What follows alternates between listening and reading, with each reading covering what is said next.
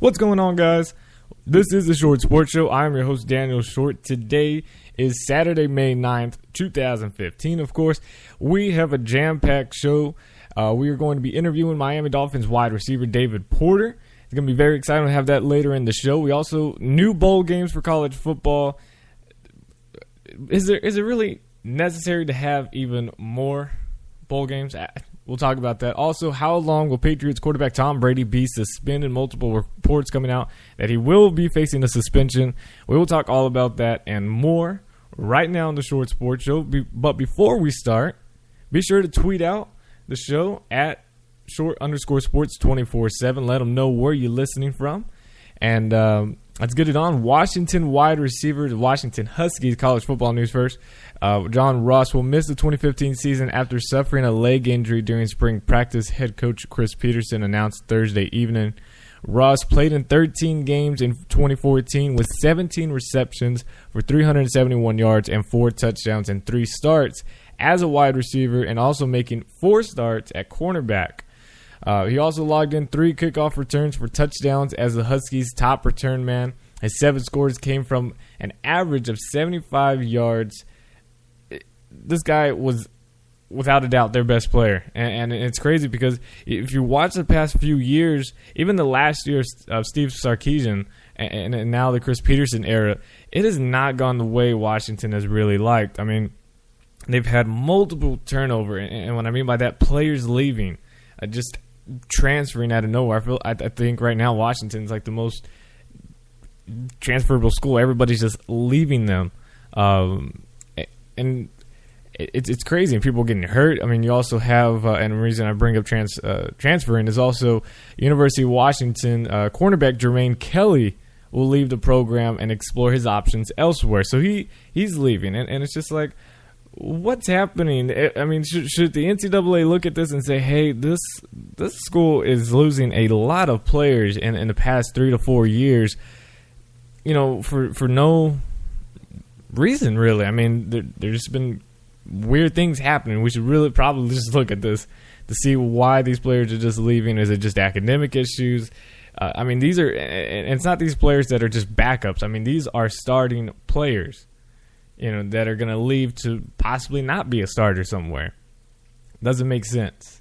I don't know. And also, following months of speculation, it appears that quarterback Everett Golson is officially on the move. Brent McMurphy of ESPN was the first to report it via Twitter, saying Golson will transfer from Notre Dame and search for his new football home for the 2015 season. Now, because he is a graduate, he is eligible to compete in the FBS right away this upcoming season. He's not going to be restricted by any NCAA rules. And last year, Golson led the Irish with 3,445 passing yards and 29 touchdowns after missing 2013 season due to an academic problem. Now, that leads to the question, I mean, why? I think it's because he took his last finals or whatever. That's why he waited this long. But if it wasn't for that, which I'm pretty sure it was that, why wait this long? You had all the spring ball. You could have been practicing with a brand new team, understanding their offense and what the feel for it. Now we got to look at potential landing spots that the 6', 200-pound senior can go. And there's been reports that he's wanting to come back, a little bit closer to home, and then he's apparently is from the South Carolina. So that leads open to the Gamecocks, South Carolina and Georgia. According to 24/7 Sports, these two schools will be in the mix early, as Golson would like to play close to home. Sophomore Connor Mitch is a apparent starter in Columbia, and Bryce Ramsey looks to be the guy in Athens. The school's proximity to home makes them a potential landing spots for Golson. I really don't care where he goes. I think it'd be best for him to probably go to Georgia, just because you have a better chance. I mean, South Carolina's defense was just terrible last season. And, I don't know. I don't feel comfortable with the offense pieces that they have. Georgia, on the other hand, though it's not in South Carolina, you're home. Georgia, that would be a nice spot. You have running back Nick Chubb, who's like a dark horse for the Heisman. He's very good. You have a running back. You got an offensive line. Your receivers, it's going to be up and down. I mean, I haven't paid too much attention to Georgia wide receivers, but I mean, if you got a running game, the passing game is going to open right up for you.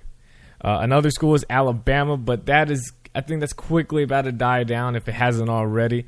Alabama's looking for options to replace Blake Sims. They have Florida State transfer Jacob Coker, Blake Barnett, freshman, and David Cornwell. Corker was expected to be pushed for the starting job last season, but Sims started all 14 games for the Crimson Tide. You know, does Coker have enough consistency to be that lead guy, or do they have to go start freshman?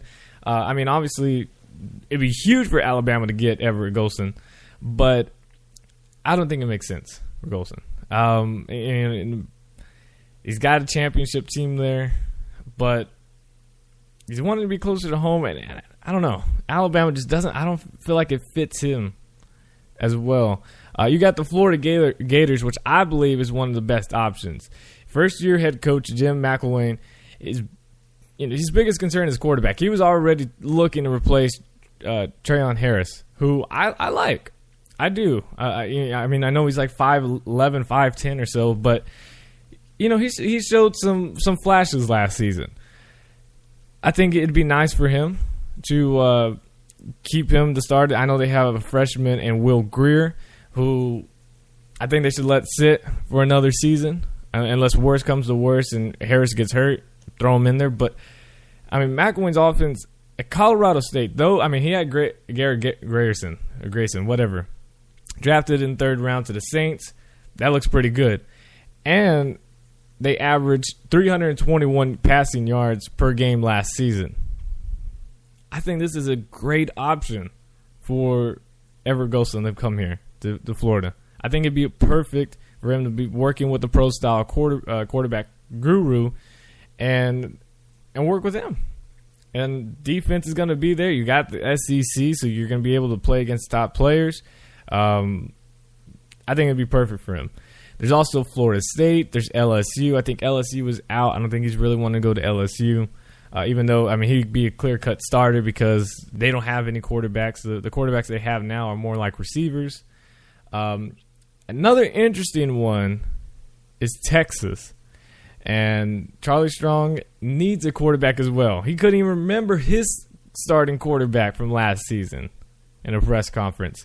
They have a freshman coming in, but he doesn't look like he can lead the team right away. Gerard Hurd and Tyrone Swoops, they have just been inconsistent, to say the least. I mean, if Golson goes there, it'd be good for him to be with Charlie Strong, to work with him. You be in a big area, that'd be great. I don't want to see him because if Everett Golson turns out to be pretty good for that system, that means he's taking on TCU, which I have full confidence TCU could still win, but still, I don't want to see them get even somewhat better at all. But the reason Texas looks to be out is because of their own scheduling. Their first game of 2015 is against Notre Dame. Yeah, I think that basically cuts it out there. So we'll just have to see. I don't think there's been any timetable when he'll transfer. I mean, I'm sure the sooner the better for him, so that way he can get adjusted and learn the system. I would like to see him go to Florida or Georgia. I think those are the best possible spots for him. I know Florida State would be solid, but I don't know. I like Florida. Tuesday, the NCAA said okay. 3 new bowl games. Yes, we will now have 42 bowl games this season. One of them will be in Tucson, Arizona, the other one in Austin, Texas, and the other one in Orlando, Florida. That means nearly 65% of the 127 FBS schools will be playing in a bowl game in 2015. That's a little too much. Just a little bit. Just a little too much. Now, the matchups for these new bowl games are Tucson Bowl will be Mountain West versus Conference USA. I like it. Solid. But this other 2 bowl games is where it falls down real quick. The one in Austin will be American Athletic Conference going against the Sun Belt. Sun Belt, I mean, they should only have one slot open because the rest, after that, there's a huge drop-off. Then you have Orlando, same thing. American versus Sun Belt. Huge. Just, I don't know. I don't like it. Sun Belt, I don't think they really need any more bowl games. I mean, I know Georgia Southern rocked it, but they couldn't make a bowl game. Appalachian State coming in, they might be able to do something. Texas State's growing. I don't know. Sun Belt needs to just disappear, and those schools need to go out to like the Conference USA, Mountain West, make it a little bit better. Those two schools should be the ones that get more bowl games and get more teams, because those are like that mid-level, and some of the Sun Belt needs to go back to the FCS. Some need to move up a little bit. Louisville and Purdue will open the 2017 season in Lucas Oil Stadium in Indianapolis. The Cardinals and the Boilermakers are finalizing a deal that will play on September 2nd, 2017. It will be the second meeting between those two teams. The first was a 22-22 tie in 1987 at Purdue. And the game at Lucas Oil Stadium will be Purdue's second in a 4-year span, as last season they played Notre Dame in Indianapolis. And that's basically it for college football news. Go ahead and move on to the NFL, which was crazy. We had the NFL. We had our own NFL show, NFL draft show that we did the day before the draft. And overall, I'm impressed. I like how the draft went, except for one guy. He didn't like how it went. Bad timing overall, as you guys know who I'm talking about, La'el Collins. Now, I was really hoping the Chargers could make a push on him. I was hoping my Chargers would get him, but the Dallas Cowboys just made the ultimate pitch about being the best offensive line. And it worked. Especially being close to home. The Dallas Cowboys signed undrafted free agent La'el Collins to a 3-year fully guaranteed contract. And according to CBS Sports, saying, quote, with performance pool play based on playing time, Collins could earn $400,000 more per season as well, and including a likely high restricted free agent tender in 2018. His compensation over 4 years as an undrafted player could still be higher than anyone picked in the second round. That means the 33rd overall pick as well.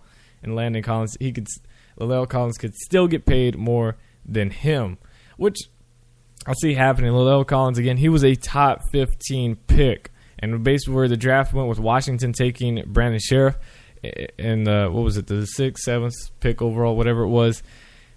I mean, he could have even gone there had he been available.